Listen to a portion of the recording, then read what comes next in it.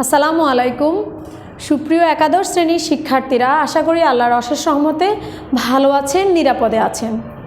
National ideal girls college আয়োজিত এনআইজিসি online কার্যক্রমে আপনাদেরকে স্বাগত জানাচ্ছি। আমি আইনুন নাহার, জীববিজ্ঞান বিষয়ক প্রভাষক। শিক্ষার্থীরা, অনলাইন ক্লাসের মাধ্যমে আমরা চেষ্টা করছি আপনাদের শিক্ষা কার্যক্রমকে সচল রাখতে। আশা করি আপনারাও অনলাইনে ইউটিউব ক্লাসগুলো দেখছেন এবং উপকৃত হচ্ছেন। এই অনলাইন কার্যক্রমে ধারাবাহিকতায় আজকে আমি আপনাদের 12তম ক্লাসে আপনাদের সাথে যুক্ত হচ্ছি। আর আজকের টপিক হচ্ছে ট্রান্সলেশন। শিক্ষার্থীরা, এর আগে আমি অধ্যায় 1 অর্থাৎ জীববিজ্ঞানের উদ্ভিদ বিজ্ঞান অংশের অধ্যায় 1 কোষ ও এর গঠন, এই অধ্যায়ের আরও 11টি ক্লাস নিয়েছি, যেখানে খুব গুরুত্বপূর্ণ টপিকগুলো আমি আপনাদের বুঝিয়েছিলাম। তার মধ্যে 11তম যে ক্লাসটি ছিল অর্থাৎ ট্রান্সক্রিপশন, সেই ক্লাসটি একটি কঠিন একটা টপিক ছিল, যেটা আমি চেষ্টা করেছি আপনাদেরকে বোঝাতে। আজকে তারই আরেকটি অংশ ডিএনএর, আর সেটা হচ্ছে ট্রান্সলেশন। আমি যদি ধারাবাহিকভাবে বিষয়টি আপনাদেরকে ক্লিয়ার করি, যেমন ডিএনএ আমি বলেছিলাম মাস্টার মলিকিউল বলা হয়, এবং ডিএনএ জেনেটিক্যাল বৈশিষ্ট্যগুলো পিতামাতা থেকে সন্তান সন্ততির দেহে বহন করে নিয়ে যায়। সেই ডিএনএ থেকে ডিএনএর অ্যাপ্লিকেশনের মাধ্যমে ডিএনএ তৈরি হচ্ছে, ডিএনএ থেকে ট্রান্সক্রিপশনের মাধ্যমে মেসেঞ্জার আরএনএ তৈরি হচ্ছে, মেসেঞ্জার আরএনএর মাধ্যমে থেকে ট্রান্সলেশন প্রক্রিয়ার মাধ্যমে প্রোটিন সংশ্লেষণ হচ্ছে। অর্থাৎ আজকে আমি যে টপিকটা আপনাদেরকে বোঝাবো ট্রান্সলেশন, সেটি হচ্ছে প্রোটিন সংশ্লেষণ, অর্থাৎ প্রোটিন অণু গঠন, এই প্রক্রিয়াটি। শিক্ষার্থীরা, আশা করি অবশ্যই ক্লাসের মাধ্যমে আপনারা উপকৃত হবেন এবং আমার সাথে যুক্ত হওয়ার সাথে সাথে আমাদের কলেজ কর্তৃক নির্ধারিত বইটি সাথে নিয়ে, জীববিজ্ঞানের প্রথম পত্র উদ্ভিদ বিজ্ঞান বইটি সাথে নিয়ে ক্লাসে মনোযোগী হবেন। আসুন তাহলে বোর্ডে যাচ্ছি। আমি আবারও মনে করিয়ে দিচ্ছি, আজকে আপনাদের 12তম ক্লাস। বোর্ডে যাচ্ছি, শিক্ষার্থীরা মনোযোগী হবেন এবং বইটি সাথে রাখবেন। অধ্যায় 1 কোষ ও এর গঠন, আর আলোচ্য বিষয় হচ্ছে ট্রান্সলেশন। আমি একটু আগেও বলেছি, আবারও বলছি, ডিএনএ থেকে ডিএনএ রেপ্লিকেশনের মাধ্যমে ডিএনএ পাচ্ছি। ডিএনএ ওই রেপ্লিকেশনের পরে যে ডিএনএ পাচ্ছি, সেটা থেকে ট্রান্সক্রিপশনের মাধ্যমে পাচ্ছিলাম আমরা মেসেঞ্জার আরএনএ, যেটা আমি গত 11তম ক্লাসে আপনাদেরকে বুঝিয়েছি।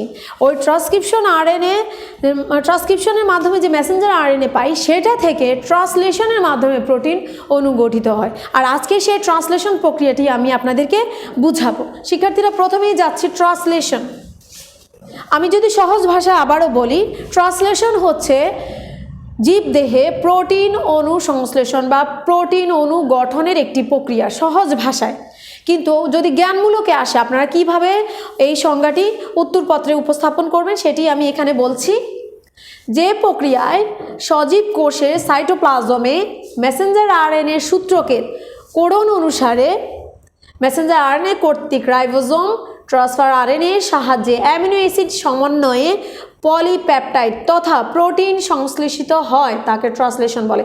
এখানে এই সংজ্ঞাটি লেখার সময় আপনাদের বারবারই কয়েকটা কোয়েশন মনে আসতে পারে যে ম্যাম, জেনেটিক কোডন বলেছিলাম। কোডন কি? যে ট্রিপলেট জেনেটিক কোডন, এগুলো আমি জেনেটিক কোডন, এই ক্লাসটি আমি আগামী ক্লাসে আপনাদেরকে জেনেটিক কোডন এই টপিকটি বুঝাবো। তারপর আমি বলছি যে নাইট্রোজেন বেজের 3টি নাইট্রোজেন বেস দিয়ে তৈরি হয় ট্রিপলেট। এই ট্রিপলেটগুলোকে এক একটি জেনেটিক কোডন বলা হয়। যেমন 64 ধরনের জেনেটিক কোডন আছে, তার মধ্যে একটি জেনেটিক কোডন হচ্ছে শুরুর কোডন, বাকি 3টি হচ্ছে স্টপ কোডন, আর বাকিগুলো এই জেনেটিক কোডন অনুসারে এই কাজগুলো সম্পন্ন হয়। এরপরে বলেছিলাম মেসেঞ্জার আরএনএ কর্তৃক রাইবোজোম কি আপনারা জানেন, আমি লাইভ ক্লাসে আপনাদেরকে রাইবোজোম সম্পর্কে বুঝিয়েছিলাম। তারপরে ট্রান্সফার আরএনএ, যেটা ট্রান্সক্রিপশনের প্রক্রিয়ায় উৎপন্ন সে ট্রান্সফার আরএনএর সাহায্যে অ্যামিনো অ্যাসিডের সমন্বয়ে পলিপ্যাপটাইড বা প্রোটিন সংশ্লেষিত হয়, সেটি হচ্ছে ট্রান্সলেশন। আরও সহজ ভাষায় যদি আমি আপনাদেরকে বোঝার সুবিধার্থে বলি, অর্থাৎ যে প্রক্রিয়ায় প্রোটিন অণু সংশ্লেষিত হয় তাকে বলা হয় ট্রান্সলেশন। এবার আসুন প্রয়োজনীয় উপাদানসমূহ। মেসেঞ্জার আরএনএ যা ডিএনএ থেকে জেনেটিক কোড বহন করে নিয়ে আসে। প্রথম পয়েন্টে আমি বলেছি মেসেঞ্জার আরএনএ, এটি ইউটিউব ক্লাস 11তম ক্লাসে আমি আপনাদেরকে দেখিয়েছিলাম, যেটি ছিল ট্রান্সক্রিপশনের ফলে ট্রান্সক্রিপশন প্রক্রিয়ায় ডিএনএ থেকে যে মেসেঞ্জার আরএনএ উৎপন্ন হয়, সেটি ছিল ট্রান্সক্রিপশন। সেই মেসেঞ্জার আরএনএ যা ডিএনএর জেনেটিক কোড বহন করে নিয়ে এসেছিল ডিএনএ থেকে, তারপরে হলো ট্রান্সফার আরএনএ, যা সুনির্দিষ্ট অ্যামিনো অ্যাসিড বহন করে। আবারও বলছি, ট্রান্সফার আরএনএ, প্রত্যেকটি ট্রান্সফার আরএনএ অ্যামিনো অ্যাসিড হলো যে অ্যামিনো অ্যাসিডগুলো রয়েছে 20 প্রকারের অ্যামিনো অ্যাসিড, প্রত্যেকটি ট্রান্সফার আরএনএ নির্দিষ্ট অ্যামিনো অ্যাসিড বহন করে নিয়ে আসে। Ribosome 70S 80S। 70S হচ্ছে প্রকৃত আদিকোষের ক্ষেত্রে যে রাইবোজোম থাকে সেটা ছিল 70S, আর প্রকৃত কোষের ক্ষেত্রে যে রাইবোজোম থাকে সেটি হলো 80S। আপনারা জানেন রাইবোজোম, আমি লাইভ ক্লাসে আপনাদেরকে বুঝিয়েছিলাম, রাইবোজোমকে প্রোটিন ফ্যাক্টরি বলা হয় শুধুমাত্র এই কারণে, কারণ রাইবোজোমই জীবদেহের ট্রান্সলেশন প্রক্রিয়ায় প্রোটিনকে সংশ্লেষণ করে, তাই রাইবোজোমকে প্রোটিন ফ্যাক্টরি বলা হয়। এখানে আমি 70S হলো আদি কোষের যে রাইবোজোম থাকে সেটি ছিল 70S, আর প্রকৃত কোষে যে রাইবোজোম থাকে সেটি ছিল 80S। এস কি এটাও আপনারা জানেন, এটা হলো বেদবার একক। এরপরে আসি বিভিন্ন অ্যামিনো অ্যাসিড যা 20 প্রকার বা তার চেয়ে সামান্য কিছু বেশি।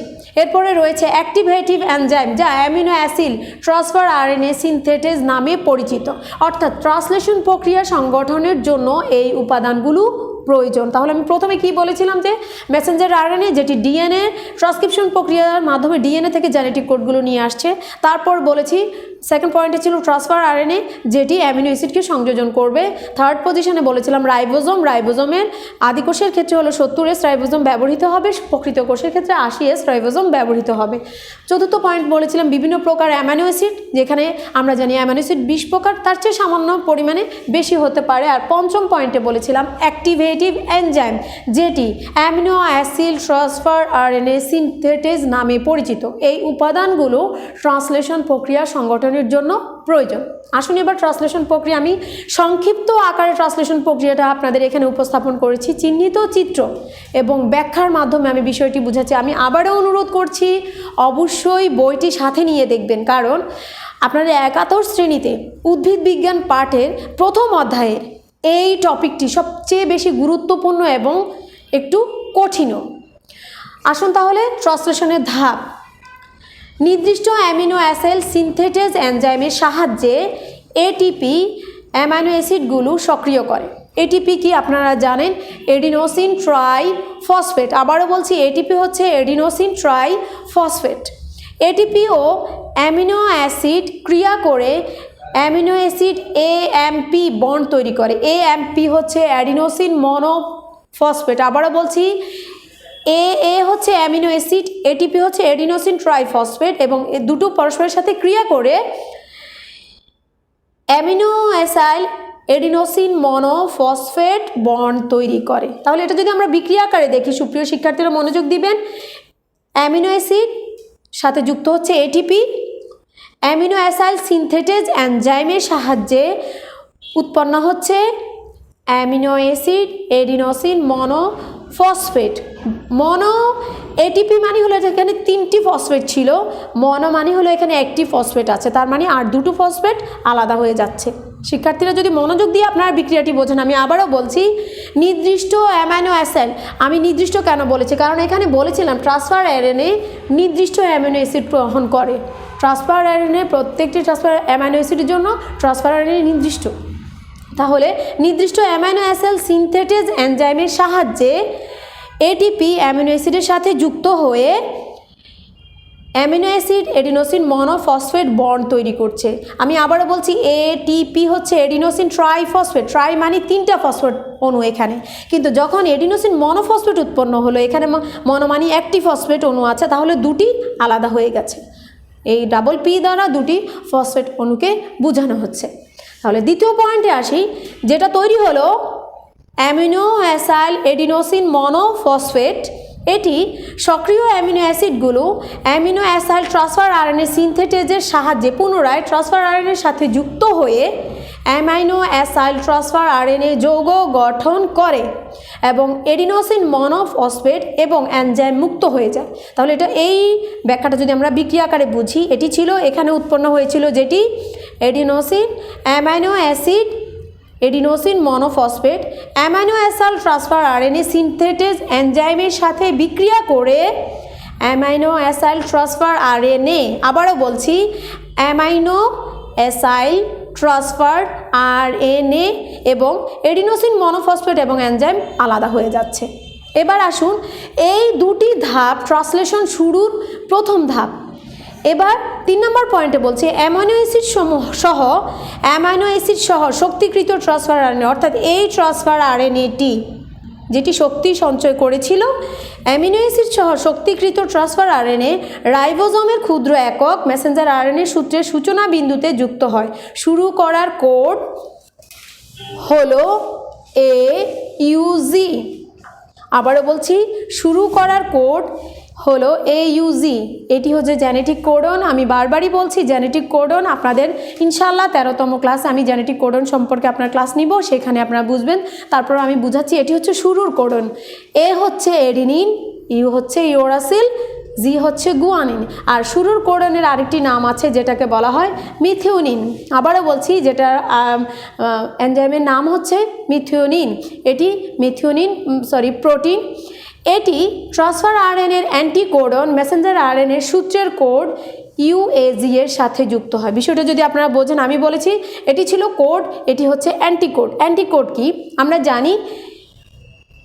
তৃতীয়, 11তম এবং 10তম ক্লাস যদি আপনারা দেখে থাকেন তাহলে এই বিষয়টি বুঝতে আপনাদের আরও সুবিধা হবে। কারণ এডিনিনের সাথে আপনারা জানেন আরএনএর ক্ষেত্রে এডিনিনের সাথে ইউরাসিল যুক্ত হয়, ইউরাসিলের সাথে এডিনিন, গুয়ানিনের সাথে সাইটোসিন। অর্থাৎ এটি হচ্ছে কোড, কোডের বিপরীত হচ্ছে এটি অ্যান্টিকোড। যুক্ত হয়, যুক্ত হওয়ার সাথে সাথে ট্রান্সলেশনের শুরু। আবারও বলছি, এই কোড এবং অ্যান্টিকোডে যুক্ত হওয়ার সাথে সাথে ট্রান্সলেশনের শুরু হলো। এরপর রাইবোজোম এই শুরুর কোড এবং অ্যান্টিকোড যেখানে যুক্ত হচ্ছে সেটি ছিল রাইবোজোমের ক্ষুদ্র এককের সাথে। অর্থাৎ ক্ষুদ্র একক কোনটি? আমি আপনাদেরকে প্রথমে বলেছিলাম রাইবোজোম আদি কোষের ক্ষেত্রে রাইবোজোম হচ্ছে 70S, প্রকৃত কোষের ক্ষেত্রে রাইবোজোম হচ্ছে 80S। আদি কোষের ক্ষুদ্র একক হচ্ছে 30 এবং বৃহৎ একক হচ্ছে 50, আর প্রকৃত কোষের ক্ষুদ্র একক হচ্ছে 40S আর বৃহৎ একক হচ্ছে 60S। এই ক্ষুদ্র একক আদি প্রকৃত কোষের ক্ষেত্রে অর্থাৎ 40S এর সাথে যুক্ত হয়ে ট্রান্সলেশনের শুরু হচ্ছে। এরপর রাইবোজোমের বড় এককটি অর্থাৎ 60S যেটা এসে এই যোগের সাথে যুক্ত হয়ে বড় একক যুক্ত হয়। বড় এককের দুটি সাইট, একটি হচ্ছে A সাইট আর একটি হচ্ছে P সাইট। আপনারা মনোযোগ দিয়ে যদি বোঝেন, ট্রান্সফার আরএনএ প্রথমে A সাইটে যুক্ত হয় এবং অ্যামিনো অ্যাসিড পলিপেপটাইড চেইনে যুক্ত হয়। অর্থাৎ ট্রান্সফার আরএনএ যখন রাইবোজোমের A সাইটের সাথে যুক্ত হয় তখন এখান থেকে অ্যামিনো অ্যাসিডগুলো রাইবোজোমের সাথে মেসেঞ্জার আরএনএর সাথে যুক্ত হয় এবং A সাইটটা খালি করে ট্রান্সফার আরএনএ P সাইটে সংযুক্ত হয় এবং P সাইটে গিয়েও সেটি অ্যামিনো অ্যাসিডকে মেসেঞ্জার আরএনএ জেনেটিক কোডের সাথে যুক্ত করে এটি নির্গমন সাইটে অর্থাৎ ই সাইটে এক্সিট সাইটে চলে যায়। পুনরায় আরেকটি ট্রান্সফার আরএনএ রাইবোজোম বের হয়ে যায় এবং খালি এ সাইটে পুনরায় অপর অ্যামিনো অ্যাসিড সহ নতুন আরেকটি ট্রান্সফার আরএনএ যুক্ত হয়। অর্থাৎ একটি ট্রান্সফার আরএনএ কাজ শেষ করে বের হয়ে যাওয়ার পরে আরেকটি ট্রান্সফার আরএনএ এসে পুনরায় নতুন অ্যামিনো অ্যাসিডকে যুক্ত করে। এভাবে ক্রমান্বয়ে রাইবোজোমের এ সাইট শেষ করে পি সাইট শেষ করে যখন ট্রান্সফার আরএনএটি নির্গমন হয়ে যায় পুনরায় আরেকটি ট্রান্সফার আরএনএ এসে এভাবে শৃঙ্খলকে দীর্ঘায়িত করে। আপনারা যদি দেখেন এভাবে রাইবোজোম মেসেঞ্জার আরএনএর 5 ইঞ্চি থেকে 3 ইঞ্চি প্রান্তের দিকে অগ্রসর হয় এবং এভাবে একটির পর একটি অ্যামিনো অ্যাসিড পেপটাইড বন্ধনীর মাধ্যমে সংযুক্ত হয়ে প্রোটিন অণু গঠন করে।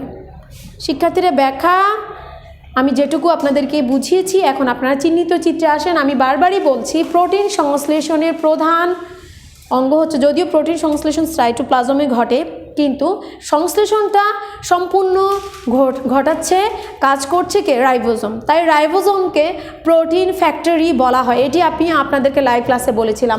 আমি এখানে আপনাদের বোঝার সুবিধার্থে রাইবোজোম এবং যে ব্যাখ্যাটি আমি আপনাদেরকে বুঝিয়েছি সেটি চিহ্নিত চিত্র আকারে উঠিয়ে নিয়েছি। আপনারা যদি দেখেন, আমি প্রথমেই বলেছি রাইবোজোম আদি রাইবোজোম 70S, প্রকৃত কোষের রাইবোজোম হচ্ছে 80S আর প্রত্যেকটি রাইবোজোমের দুটি খণ্ডক থাকে। আবারও বলছি 80S রাইবোজোম অর্থাৎ প্রকৃত কোষে যে রাইবোজোম থাকে ক্ষুদ্র এককটি হচ্ছে 40S আর বৃহৎ এককটি হচ্ছে 60S। আপনারা মনোযোগ দিবেন, রাইবোজোমের এই এককগুলো কখনোই সংযুক্ত অবস্থায় থাকে না। আবারও বলছি রাইবোজোমের এই এককগুলো কখনোই সংযুক্ত অবস্থায় থাকে না। শুধুমাত্র প্রোটিন সংশ্লেষণের সময়, আবারও বলছি ট্রান্সলেশনের সময় এই এককগুলো পরস্পরের সাথে যুক্ত হয়, সেটা আদিকোষের ক্ষেত্র এবং প্রকৃত কোষের ক্ষেত্র। তাহলে আমরা যদি দেখি, এটি হচ্ছে প্রকৃত কোষের রাইবোজোম, কারণ এটি 80S রাইবোজোম, এটা দুটি একক 40S 60S। এটা হচ্ছে ট্রান্সফার আরএনএ, এটি হচ্ছে মেসেঞ্জার আরএনএ, পরস্পর যুক্ত হয়ে প্রোটিন অণু তৈরি করছে। এই জন্য রাইবোজোমকে প্রোটিন ফ্যাক্টরি বলা হয়। এটাকে আমি আরও বড় করে দেখিয়েছি, এটি হলো ক্ষুদ্র একক 40S, এটি হলো বড় একক 60S। তো ইন টোটালে 80S, এটা হলো প্রকৃত কোষের রাইবোজোম। আর এটি হচ্ছে, আমি ট্রান্সলেশন প্রক্রিয়াটাকে যদি আমরা একদম সংক্ষিপ্ত আকারে দেখি, এটি হলো মেসেঞ্জার আরএনএ। সুপ্রিয় শিক্ষার্থীরা, আপনারা যদি মনোযোগ দেন, এটি হলো মেসেঞ্জার আরএনএ, যেটা আমরা ট্রান্সক্রিপশন প্রক্রিয়ার মাধ্যমে পেয়েছিলাম, সেটার সাথে রাইবোজোম যুক্ত হয়ে এগুলো হচ্ছে প্রোটিন, প্রোটিনের সংশ্লেষণ হচ্ছে এবং প্রতি দানার মতো, মালার মতো যেটাকে দেখা যায় সেটাকে বলা হয়, এগুলো হলো প্রোটিন একটির সাথে একটি যুক্ত হয়ে পলিসোম বলা হচ্ছে। এটি হলো রেখাচিত্র, অর্থাৎ ট্রান্সলেশনের রেখাচিত্র। এবার আমরা যে ব্যাখ্যাটা আমি বুঝেছি সেটা আপনাদেরকে আবার বুঝাচ্ছি। আমি প্রথমেই বলেছিলাম ট্রান্সলেশন শুরু হয় মেসেঞ্জার আরএনএর 5 ইঞ্চি থেকে 3 ইঞ্চির দিকে, অর্থাৎ ট্রান্সলেশন শুরু হবে মেসেঞ্জার আরএনএ 5 ইঞ্চি থেকে 3 ইঞ্চির দিকে। আমি বলেছিলাম শুরুর কোডন ছিল AUG, এডিনোসিন, ইউরাসিল, গুয়ানিন। শুরুর কোডন হচ্ছে AUG, এটার নাম হচ্ছে মিথিওনিন প্রোটিন। আবারও যাচ্ছি, এটি হচ্ছে শুরুর কোডন AUG, এটা নৈবিত্তিকে আসে AUG এবং এটার নাম হচ্ছে মিথিওনিন। তারপর হচ্ছে প্রোলিন, CCG, সাইটোসিন, গুয়ানিন। এটি হচ্ছে tyrosine, uracil, adenine, uracil, alanine, guanine, cytosine, uracil. এগুলো আপনারা জানেন নাইট্রোজেন বেজের নাম অনুসারে এগুলোর ট্রিপলেট কোডন বলা হয়, কারণ 3টি নাইট্রোজেন বেজ এখানে আছে, তাই এটাকে ট্রিপলেট কোডন বলা হয়, টাইরোসিন, অ্যালানিন। আমি বলেছিলাম যে ট্রান্সলেশন শুরু হচ্ছে 5 ইঞ্চি থেকে 3 ইঞ্চির দিকে ক্রমশ অগ্রসর হবে। এবার আসি দ্বিতীয় পয়েন্টে, বলেছিলাম যে প্রথমে শুরুর কোডনটি রাইবোজোমের ক্ষুদ্র এককের সাথে যুক্ত হয়, এরপরে রাইবোজোমের বড় এককটি আসে এবং বড় একের A সাইট এবং P সাইট নামক দুটো সাইট থাকে। A সাইট এবং P সাইট নামক দুটো সাইট থাকে এবং A সাইটের ট্রান্সলেশন শেষ হলে P সাইটের ট্রান্সলেশন শুরু হয়। পরে এটিপিটি নির্গমন বের হয়ে যায়। আপনারা যদি দেখেন এখানে A সাইটের ট্রান্সলেশন, P সাইটের ট্রান্সলেশন, এটা হলো মিথিওনিন দিয়ে শুরু, এটা হলো প্রোলিন, কারণ প্রোলিনের ক্ষেত্রে আপনারা দেখেছেন এটি প্রোলিন UAG, তাহলে এটার সাথে CCG, প্রোলিনের সাথে GGC, কারণ এখানে আমি দেখিয়েছিলাম CCG ছিল প্রোলিনের সাথে অ্যান্টিকোডন যুক্ত হচ্ছে, সাইটোসিনের সাথে গুয়ানিন, সাইটোসিনের সাথে গুয়ানিন, গুয়ানিনের সাথে সাইটোসিন। তাহলে A সাইট কমপ্লিট করে P সাইটে চলে আসে। শিক্ষার্থীরা, এখানে যদি আপনারা দেখেন, এখানে বহির্গামী কোডনের মাধ্যমে, অর্থাৎ এগুলোকে অ্যামাইনো অ্যাসিড সংযুক্ত করে প্রোটিন সংশ্লেষণ করে ক্রমান্বয়ে এটি অগ্রসর হচ্ছে।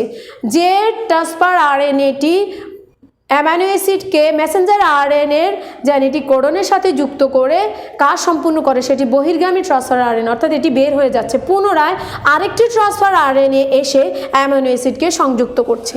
এভাবে এখানে AUG এর সাথে যুক্ত হচ্ছে CUAC, যেটাকে মেথিওনিন বলা হয়। CCG এর সাথে যুক্ত হবে GGC, যেটাকে প্রোলিন বলা হচ্ছে। এভাবে ক্রমান্বয়ে টাইরোসিন, অ্যালানিন, এভাবে ক্রমান্বয়ে প্রোটিন সংশ্লেষণ করে রাইবোজোমটি আলাদা হয়ে যাবে। এই ধাপে এসে দেখুন প্রোটিন সংশ্লেষণ, কারণ এখান থেকে শুরু হয়েছে, এটা ছিল শুরুর কোডন, ক্রমান্বয়ে প্রোটিনকে সংযুক্ত করতে করতে এসে এখানে এসে স্টপ কোডনে এসে এটি বন্ধ হয়ে যাচ্ছে এবং প্রোটিন সংশ্লেষণ হচ্ছে।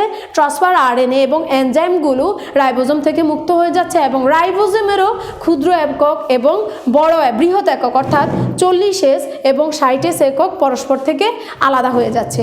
এভাবে ক্রমান্বয়ে প্রোটিন সংশ্লেষণ ঘটছে, অর্থাৎ একটি, আবারও বলছি, ডিএনএ থেকে প্রাপ্ত মেসেঞ্জার আরএনএর জেনেটিক কোড এবং ট্রান্সফার আরএনএ অ্যামাইনো অ্যাসিড এবং রাইবোজোমের মাধ্যমে একটির সাথে একটি যুক্ত করে যে প্রোটিন এর শিকল তৈরি করে, সেটাকেই বলা হয় প্রোটিন সংশ্লেষণ বা পলিপ্যাপটাইড। আবারও বলছি, প্রোটিন সংশ্লেষণ বা পলিপ্যাপটাইড। আর এই প্রক্রিয়াটিকে বলা হচ্ছে ট্রান্সলেশন। আবার সহজ ভাষায় বলছি, অর্থাৎ যে প্রক্রিয়ায় প্রোটিন অণু গঠিত হয় তাকে বলা হয় ট্রান্সলেশন। শিক্ষার্থীরা, আপনারা চিহ্নিত চিত্র ব্যাখ্যার মাধ্যমে আমি চেষ্টা করেছি আপনাদেরকে ট্রান্সলেশন প্রক্রিয়াটি ভালো করে বুঝাতে। আবারও অনুরোধ করছি, আপনারা ইউটিউব ক্লাসে মনোযোগ দিয়ে সহকারে দেখবেন এবং বুঝতে কোনো সমস্যা হলে লাইভ ক্লাসে অবশ্যই আমাকে প্রশ্ন করবেন। আমি আরও বিষয়টি আবারও ক্লিয়ার করে আপনাদেরকে বুঝাবো, চেষ্টা করব আরও বিশদভাবে বুঝাতে। যেহেতু আমাদের এই ইউটিউব ক্লাসের সময়টি লিমিটেড, তাই আমরা ওই সময়ের মধ্যে শেষ করার চেষ্টা করি। হয়তো সেই ক্ষেত্রে কিছুটা অপারগতা থাকতেও পারে। শিক্ষার্থীরা, শেষ করছে আজকের ক্লাস। ভালো থাকবেন, নিরাপদে থাকবেন। দেখা হবে পরবর্তী ক্লাসে ইনশাআল্লাহ। আসসালামু আলাইকুম।